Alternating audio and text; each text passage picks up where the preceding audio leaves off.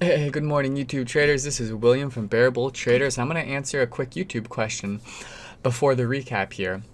Someone on the comments asked if the harmonious chart always happens, or even they thought that it does always happen when you get a big gap up, when you have all of the moving averages on every time frame on one side of the price action because of a gap up, and that's just not true. And I look for these every day, so I just wanted to share a perfect example. It's all about how the pre-market action is formed within the gap up.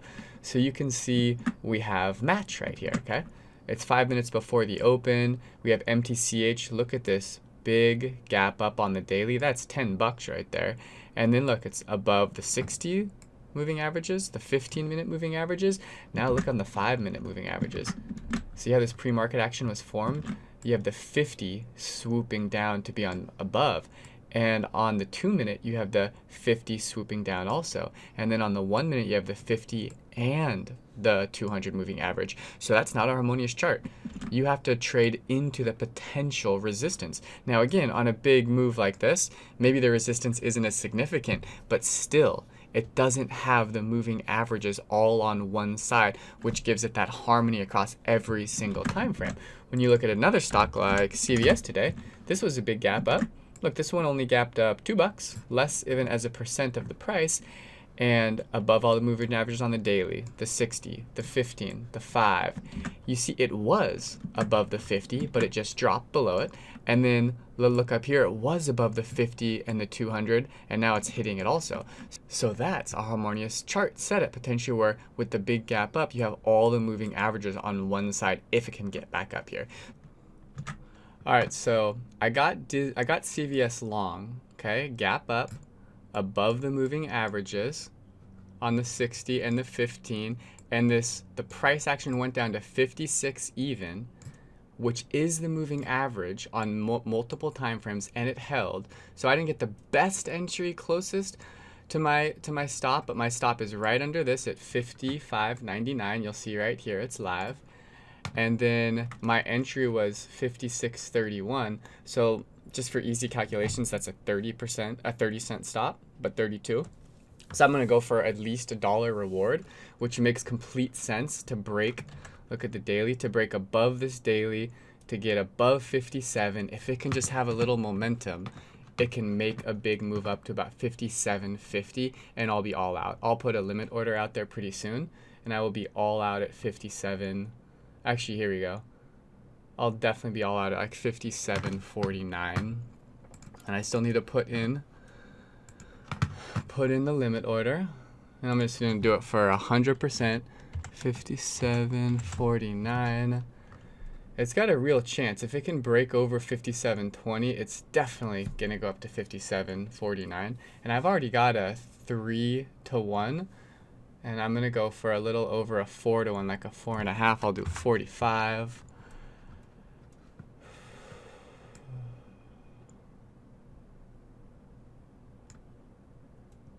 Okay, so I sent my order at 57.44. You see that? I see this area of consolidation, and I need just one pop. Just one pop up to 57.40. Ooh, you see this wick? I'm gonna change it to 57. No, I'm gonna keep it, okay? I don't like that this wicked out here, and I'm already at like a 3-to-1, which is right at this area of consolidation. But it looks strong, all right? It's got a strong daily. It's trying to break above the 60.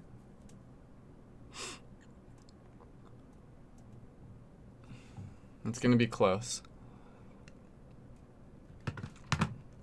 That was close. That was a 3.5 already there, and I didn't take any profits at that 57.20. And that's part of the issue when you go for 100% all in and all out.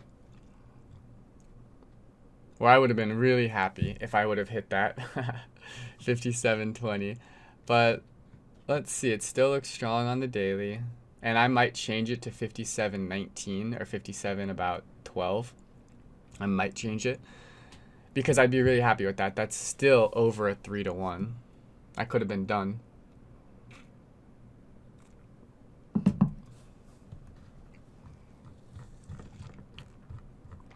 Well, now that's unfortunate. That's part of the issue.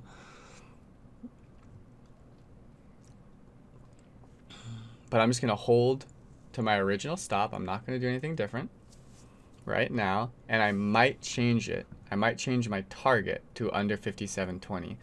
Let's just see what happens.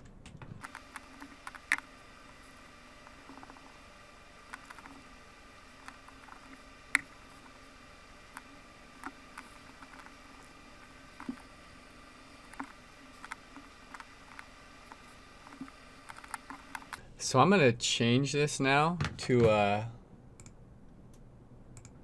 yeah, I'm definitely going to change this now because I'll be happy. I don't want to have this FOMO of reading the chart, not getting out when I can. That's 57.18. It's breaking above view up. It's still in 5 minutes. It broke the 15 minute. It sure does look bullish. Looks bullish on the 60. Looks bullish on the daily. The ATR on this isn't gigantic anyways, and it might have already made the big move. Like, it's a pretty big move for CVS, so if it can get above that one more time, I probably will. I'll change the order here. So I just double clicked it. Instead of 57.44, I'll go to 57.12. So it should lower. Yeah, you see that lowered it. Let's see if it can give me that leg. And yeah, I'm taking it out about 1 R to lock in 3 Rs. So this will be over 3 R. Even with slippage, I'll get a little over 3 R.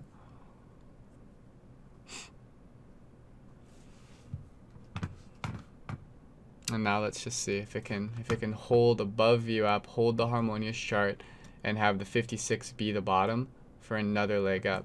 Might be a loser, and I won't be happy about that for sure, but this is my strategy. Hold to a larger than 2-to-1, 3-to-1, don't partial out. This is a great setup. I'm happy with the setup. Let's see what's happening with the SPY. If the SPY can start to move up, that will most likely help. So here's the SPY. Actually, it's inverse right now. 1 minute. 1 minute red candle, white candle, so it's doing the exact opposite. This is what it means when a chart is completely inverse of the SPY, which is what we want. We want it to be independent.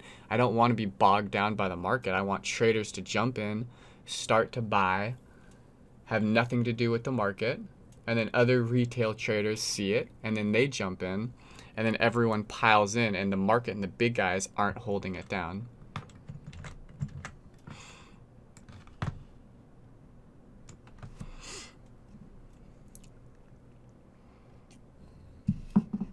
And I could partial out, but I don't need to partial out when I'm at over a 3-to-1. This is going to be close. Right here is when it's going to happen or not. Let's look at the level 2. Okay, we've got 10,000 order placed on 57. Okay, it's jumping up to 57. It broke it. Did it break it? Yeah, this hit 57.04, so it broke it by 4 cents. So that big ass got taken out. People were buying into that. We just need a little bit of one more leg up. And you can, like right now, I could get out, right? I totally could, but I don't want to overanalyze the chart. And that $57, that even dollar, we know that could be the top. This could be a little double top. But I don't see any resistance. It's overall a strong day. For CVS, it's independent of the market. These are the days when you're going to get a bigger move. And look at this open space on all of these charts. Like, I'm going to have to get, honestly, fairly unlucky for it not to work out. And I know that sounds odd, but it's the truth. Because I see these all the time. Look at these, there's tons of green buying. Someone just bought 3,100 shares. 57.04 is some level for some reason. Really strong. Then you got 5,000 shares at 57.07. It's having a really hard time struggling to get past that level. All I need is one more little move up. Just need a little bit more buying. It's close.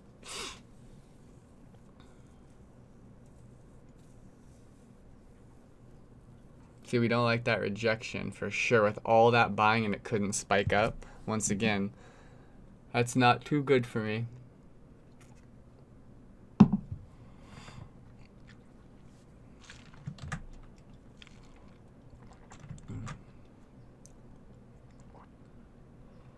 It could very well take a consolidated pullback, especially after the shooting star on the 1, pull back to the moving average, which I won't like. I don't want the pullback. I want the breakout just with a little bit more buying. Just a few retail traders hitting the hotkey to jump in on the ask and taking out all of these orders of selling and shorting. And this is the patient game, traders.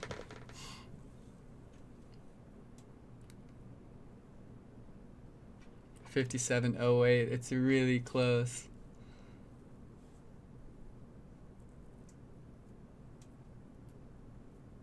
Oh, that wasn't good. That was not good. Top, 5-minute failed breakout. More buying. I'm definitely going to change it after that drop. Oh. See, now I'm even second guessing myself, but I want to get out. I don't like this. I'm like stressing out over this big wild movement. It's not the place I want to be in. So I am going to just get the heck out of here. It's still a 3-to-1. And let's go 57.03. I'm not in the perfect psychology right now, so I just replaced it to 57.03. Remember, my original target was 57.44, then 57.03.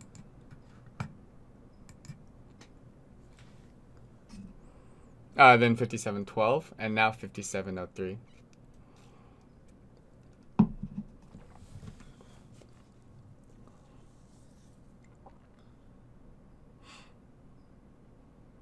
See, even I don't feel great about second guessing myself and switching it and doing all this stuff right now. That means I need to get out because I'm not feeling it. There, got out.